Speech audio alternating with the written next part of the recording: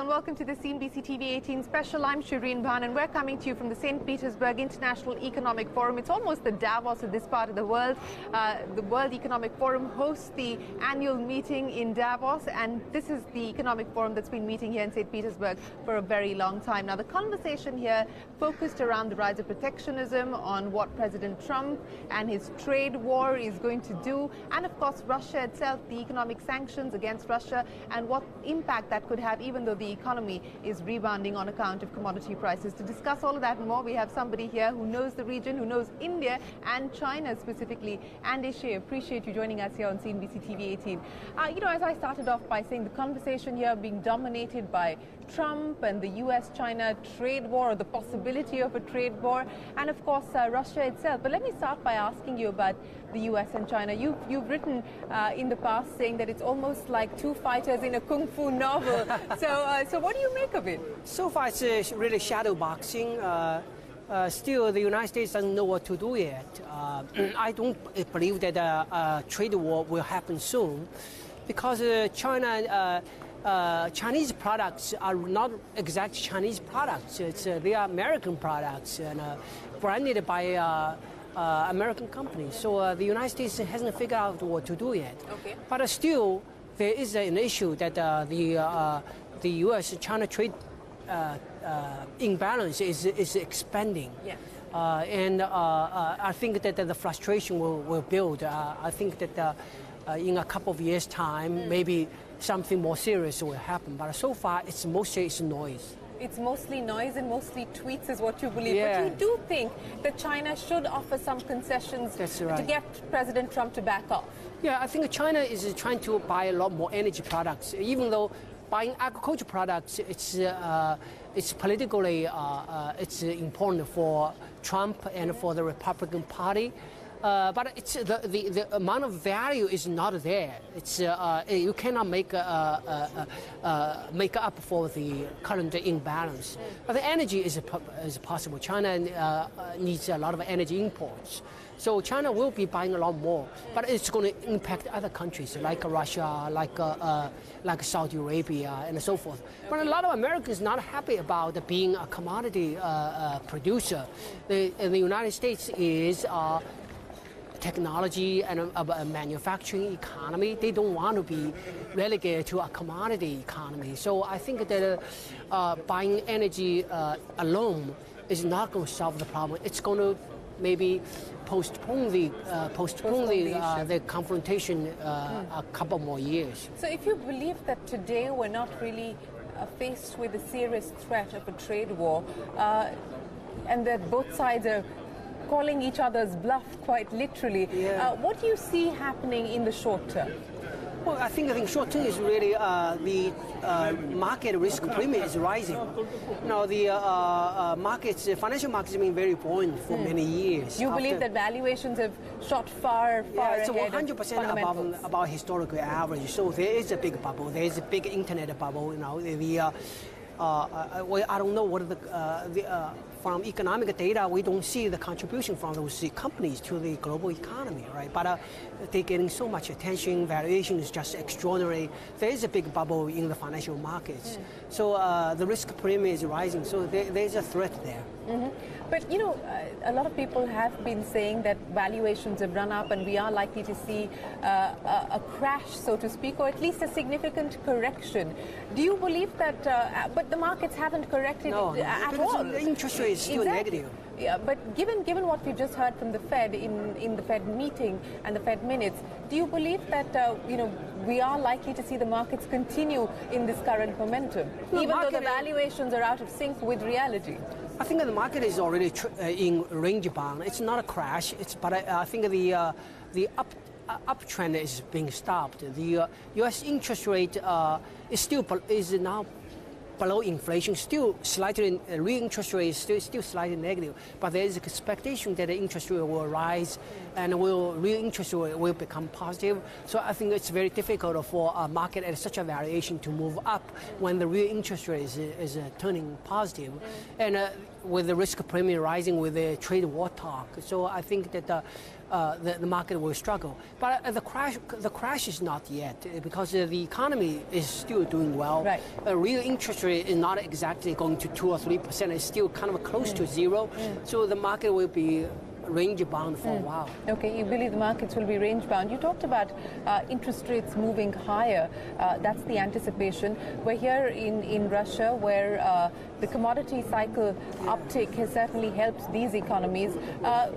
Currency and currency volatility and currency fluctuation, especially emerging market currencies. I mean, what will be the triggers that you're going to be watching out for from a macro perspective, global macro perspective? I think some countries that are really, during the super low interest rate period after 2008, during these 10 years, some countries did build up a lot of debts. Like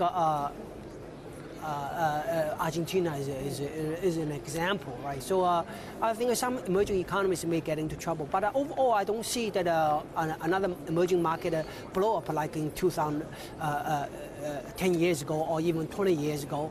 But most emerging economies have substantial foreign exchange reserves, so I don't see that. I think the next crisis will again come from developing economies. We see debt levels are really high. The U.S. economy is at a cycle peak, but they are running $1 trillion fiscal deficit. Interest rate is still so low. When the economy turns down, how are they going to prop up the economy? So I see the next crisis will come from developed economies like the United States. Even Europe, the levels, debt levels are very, very high. Let me turn our attention to India now. And you've been a long-time tracker of India. In fact, I remember reading, you said that 17 years ago, the Indian government had invited you, asking you for advice on what it should do. And your advice was invest, invest, invest. That's right. Today we're almost at the 4-year anniversary of the Modi government. How would you rate India? Well, infrastructure investment has picked up some. I think that India is making progress, but the pickup is insufficient to meet the ambition that the Modi government has. The Modi government wants India to have a 10% growth rate, maybe and a double income like in 7 or 8 years and so. You believe that that's not a realistic aspiration or target? I think you look at what China did after 1998. The ramp up in infrastructure was much quicker. You look at the highway investment started in 1998. They started in like 1,500 kilometers per year, then built up very quickly to like 6,000 and 10,000 per year. That kind of scale is what India needs if you want the economy to become to have a 10% growth rate. The key to fast growth is to turn labor into capital. And there's been too much emphasis on consumer consumption, consumer credit. I think that you can juice up the economy with consumer credit in the short term, but if you have a sustained long-term growth rate, you must make people to work for creating capital, like building cities, building infrastructure. Then they get paid. Then eventually they use the money they earned to buy the property they built. So that's the virtuous cycle of turning labor into capital. That's for a large economy like India that needs to build up its asset base massively. That's what it should do. Do you believe that the infrastructure deficit is also linked to the fact that we see pretty high rates of inflation in India? Inflation means that it's a shortage economy. The shortage economy means there are bottlenecks, right? The bottlenecks, and the infrastructure is a serious bottleneck. I think that India still needs to have a physical plan. Now, don't emphasize kind of fiscal, the economic targets like GDP and so forth. Those targets not so meaningful in the long term. Still, India needs to have physical targets. Like how many if we're going to become like a $5,000 per capita income or $10,000 per capita income economy, what the economy should look like in terms of the cities, in infrastructure. Okay, how much time we have, so every year how much we should build. So at the end of every year, check what they have done, instead of like there's no need to look at the bank's balance sheet is expanded by so much, the GDP figure is this so much. These are things not less important for developing countries.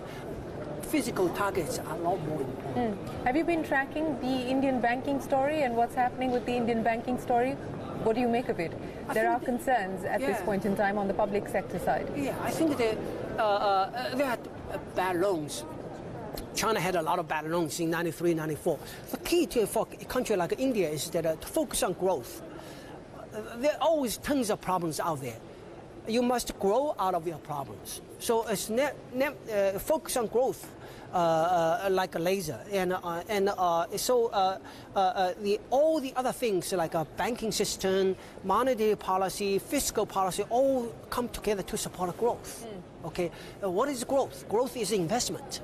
Okay, focus on then what is investment? A bunch of projects. So that becomes very concrete. You have a bunch of projects and all the resources, you mobilize resources to make these projects happen. That's economic development. Speaking of economic development, I know one of the ideas that you back is the development of special coastal zones. Yes, right. This is an idea that the government has been toying with but hasn't really moved very far. You were also a critic of the special economic zone idea that the previous Indian government had taken forward, because that essentially, to your mind, became about land grabbing. You know, how important should it be for the government to prioritize coastal zones? I think that the most important part is urbanization, right? Infrastructure part is to support that. And India definitely needs to build massive cities on a scale like China and no other countries have done. Basically, a city will have more than 40 million people, 50 million people. You need to do that in order for a country with 1.2 billion people to urbanize quickly. Because urbanization must have economy of scale. For a low-income country, everything needs to be done cheaply. And the one way to do it cheaply is to have economy of scale. So we must draw up urbanization plans and how many cities that India should build, right? China actually 20 years ago, 30 years ago, China didn't have a plan, but what they had was to empower these city governments that if you grow, you get rewarded. So some cities become very successful, like Shenzhen, from nothing to like over 20 million people, right? So lots of cities have now reaching like 20 million people. Still have a lot of upside. And the economic development, there's a lot of conflicting objectives. We need to look after poor people, and so there's a social equity issue. But the issue is the most important thing is to put people into the modern economy. So the economic development needs to be concentrated, actually, to have economy of scale. And in the short term, you're going to have a lot of difficulties with this approach because a lot of people don't see the benefit of that. But over time, people will see the benefit. So India really needs to have a plan, a physical plan. And economic development is mostly about construction.